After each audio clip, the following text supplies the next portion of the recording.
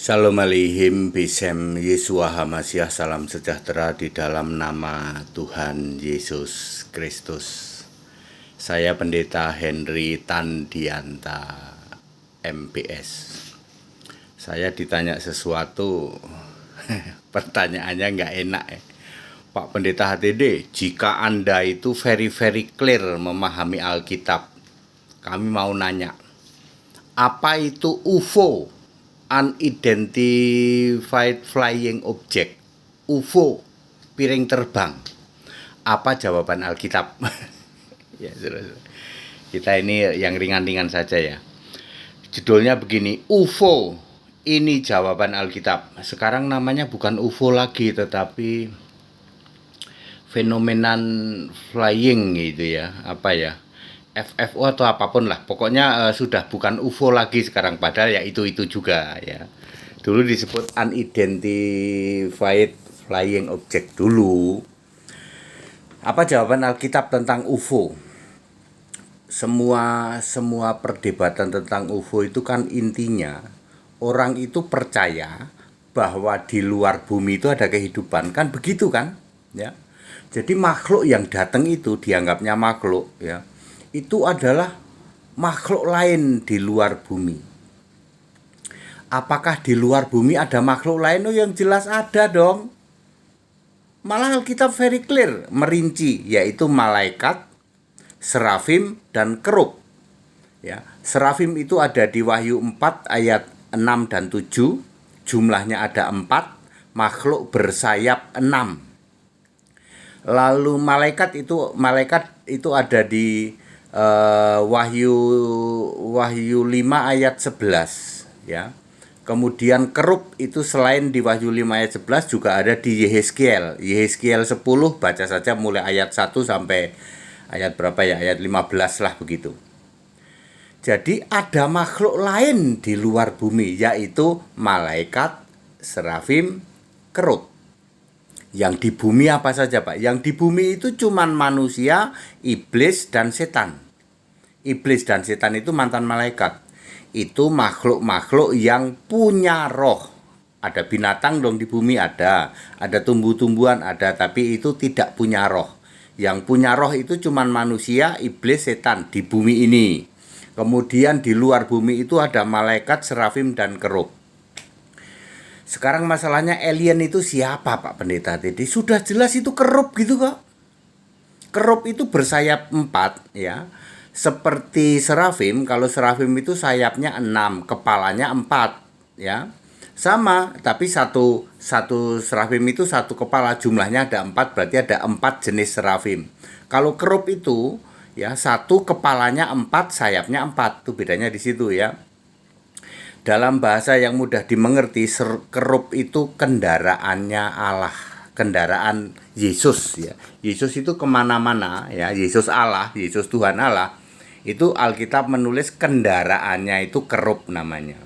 Di dalam Yehezkiel 10 ayat 13, kerub itu pembuat angin puting beliung disebutnya. Silakan Anda baca. Jumlah kerub itu ada berlaksa-laksa, artinya 1 juta. Jumlah malaikat ada beribu-ribu laksa, artinya 100 miliar. Sepertiga diantaranya diseret ekor iblis ke bumi. Jadi ada 33,3 miliar yang ada di bumi. Itu iblisnya 1, setan-setannya. Kemudian yang sisa malaikat adalah 66,6 miliar. Nah, masalahnya adalah kerub ini suka ke bumi. Kerub ini suka ke bumi, malaikat juga pernah ke bumi kalau diutus oleh Allah ya. Ya, kerub ini sering ke bumi ya, membuat yang namanya puting beliung. Jadi kalau ada kilat memancar, jebret itu kerub sedang main pedang. Kerub itu kan punya pedang yang menyala-nyala di dalam Kejadian 3 ayat 22, 23, 24. Menjagai ke pohon kehidupan memakai pedang yang bernyala-nyala. Jadi kerub itu punya pedang. Kalau dia sedang main pedang sama kerub satunya lagi lalu bersentuhan, seret, maka itu terjadi kilat. Dedet, gitu. Kalau dipukulin terjadi guntur, jeger, seperti itu. Ya. Kerub ini suka ke bumi, ya. Ya, dalam catatan Alkitab banyak sekali ya, kerub nampak di bumi ya, menampakkan diri di bumi. Nah, kerup itu kan tadi puting beliung. Roda-rodanya itu ada nyalanya. Kerup ini punya sayap 4 ya. Kalau dia tidak sedang mengepakkan sayapnya, ini bahasa Alkitab ya.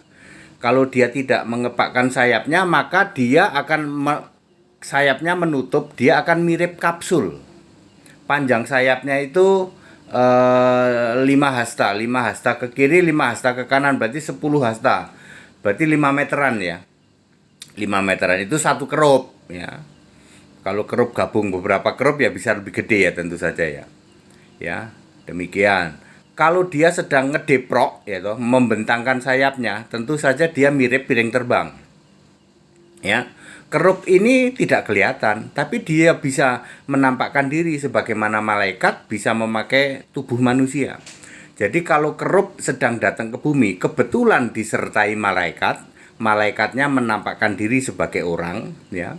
Terus kerupnya mungkin ngedeprek gitu ya, seperti pesawat piring terbang. Bisa juga sedang menelungkupkan sayapnya seperti kapsul.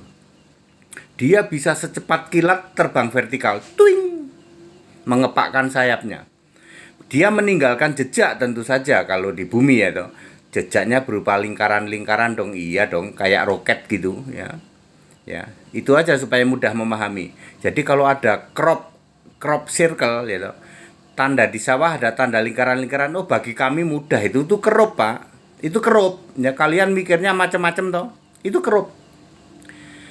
Ya, dia disertai malaikat, Pak. Ada orangnya, Pak. Iya, betul ya. Dia bisa menampakkan diri memakai bentuk-bentuk yang terserah dia. Namanya malaikat itu bisa jadi apa saja kok. Bisa jadi orang, bisa. Bentuknya orang bisa. Ya. Ya, seperti itu. Jadi, sudah terjawab sebenarnya. UFO itu adalah kerup. Kadang-kadang disertai malaikat di situ. Tujuannya untuk apa? Kerup ini kan keamanan ya toh. Bahasa mudahnya satpam. Ya loh, satpam ya loh, penjaga keamanan. Kalau dia di bumi sedang nyari sesuatu atau ini sesuatu, bisa saja seperti itu ya. Jadi Alkitab sudah menjawab, makhluk lain di luar bumi adalah malaikat, serafim, kerup. Cuman Alkitab yang bisa jawab. Ya, nggak ada itu jin, genderuwo, nggak ada. Yang ada cuman malaikat, serafim, kerup. Jumlah malaikat ada berapa di surga? 66 miliar. Jumlah kerup ada berapa? 1 juta. Serafim ada berapa? 4. Yang suka ke bumi yang mana? Yang kerup, yang 1 juta itu. Kadang-kadang oleh misi Allah ya toh, dia sesuatu ke bumi. Terus ditemenin malaikat, kadang-kadang iya. Makanya kadang-kadang kalau UFO nampak ada orang toh, ada mirip orang toh, Anda mau bunuh nggak bisa itu, wong itu malaikat. Malaikat sedang berwujud orang, Anda tembak juga nggak apa-apa. Ya. Ya, silakan aja kalau ada orang dari UFO Anda tembak, ya. Pakai apapun, nggak akan apa-apa. Ya, kerup itu Anda tembak juga nggak kena apa-apa itu. Wong dia bisa melesat lebih kenceng dari roket kok. Anda tembak pakai roket duluan, dia mencelat dulu, twing gitu. Dan dia itu ringnya itu bisa luas ya toh. Mungkin itu ya sekian ribu kilometer gitu pengamatan dia ya toh. Dia bisa mengamati sekitar tuh mungkin ribuan kilometer begitu. Kalau dia kerup nampak di Jogja misalnya, dia matanya itu karena semua tubuh itu penuh mata, matanya bisa memonitor sampai Surabaya mungkin begitu, sampai Jakarta. Anda tembakin roket dari situ udah pergi dulu dia. Ya, satu-satunya jawaban Alkitab ya, hanya Alkitab yang bisa menjawab bahwa betul memang ada makhluk di luar bumi, yaitu bentuknya roh. Malaikat ya jumlahnya 66 miliar, lalu serafim itu 4, bersayap 6, semua penuh mata tubuhnya. Kemudian kerup jumlahnya 1 juta kerup. Sayapnya 4 ya toh, berwajah 4. Ya, timur, utara, selatan, barat gitu menghadapnya ya. Terus dia itu tadi seperti puting beliung, artinya dia itu bisa seperti roket ya toh. Melesat seperti roket. Baca Yehezkiel 10 ayat 13. Ya. Jadi nggak usah sulit-sulit, nggak usah nggak usah berimajinasi macam-macam ya. Alkitab sudah menjawab, makhluk lain di luar bumi adalah malaikat, serafim, kerub. Hanya ada 6 makhluk roh, yaitu malaikat, serafim, kerub. Allah nggak usah disebut ya, Allah kan bukan ciptaan. Allah itu sang pencipta, Allah itu roh ya. Jadi cuma ada malaikat, serafim, kerub, kemudian ada iblis dan setan, itu mantan malaikat juga, lalu ada manusia. Udah cuman itu. Manusia di bumi bersama iblis, bersama setan. Manusia di bumi berapa? 7 miliar. Iblis sama setan jumlahnya berapa? 33 miliar. Pantesan manusia itu jahat melulu. Karena satu manusia dikeroyok 4,5 setan. Ya toh? Seperti itu. Terus apa lagi ya? Yang di surga. Di surga itu ada di langit ketiga. Di dalam 2 Korintus 12 ayat 2, ayat 3, ayat 4. Ya, buminya itu bulat, langitnya datar, kan sudah jelas ayat Alkitab jawab, ya toh. Yang masih ngomong bumi itu datar, astagfirullah ya. Ya. Ketek banget ilmunya ya. Bumi itu bulat, lalu langitnya datar. Langit tingkat pertama itu tempat burung pada terbang, langit tingkat kedua itu matahari, bulan, bintang. Alkitab hanya menyebut benda-benda langit itu matahari, bulan, bintang. Lah Pluto masuk mana, Pak? Masuk bintang. Mars, Jupiter masuk mana, Pak? Masuk bintang. Ya, itu sedangkan surga itu di atasnya lagi, di langit ketiga ya. Jadi jarak matahari ke bumi berapa? Sekian miliar kilometer, ini di atasnya lagi itu surga. Itulah ada kehidupan di sana, yaitu malaikat, serafim, kerub. Ketika mengunjungi bumi, dia bisa jadi apa saja ya. Yang jelas kendaraannya namanya kerub. Itu seperti roket melesatnya, itu Alkitab nulis itu, Yehezkiel ya 10, baca ayat 1 sampai 15 ya, atau sampai 20 ya. Clear ya. Jadi Alkitab very clear menulis tentang itu. Nah, masalahnya malaikat itu bisa jadi apa saja. Mau jadi orang boleh, mirip orang boleh, mau rada aneh bentuknya bisa ya loh. Ya, clear ya. Jadi sangat simpel jawaban Alkitab, sudah ada semua di Alkitab. Makhluk-makhluk ekstraterestrial ya toh, atau dulu disebut UFO, sekarang mungkin disebut FFO atau apalah ya. Ya, phenomenal flying object sekarang ya. That's it ya. Makanya saudara belajar Alkitab supaya Anda pintar seperti ini. Ternyata ada ayatnya Pak ya, ada semua. Jadi makhluk hidup itu hanya ada di surga dan di bumi, betul. Ya, hanya ada di surga dan di bumi. Jadi kalau mereka berkunjung ke sini bisa jadi apa saja, betul. Kendaraannya namanya kerub. Seperti roket Pak, betul. Bisa berbentuk kapsul, bisa berbentuk seperti piring. Kalau lagi ngedeprok gitu seperti piring. Bisa diem aja, bisa. Dia kan roh.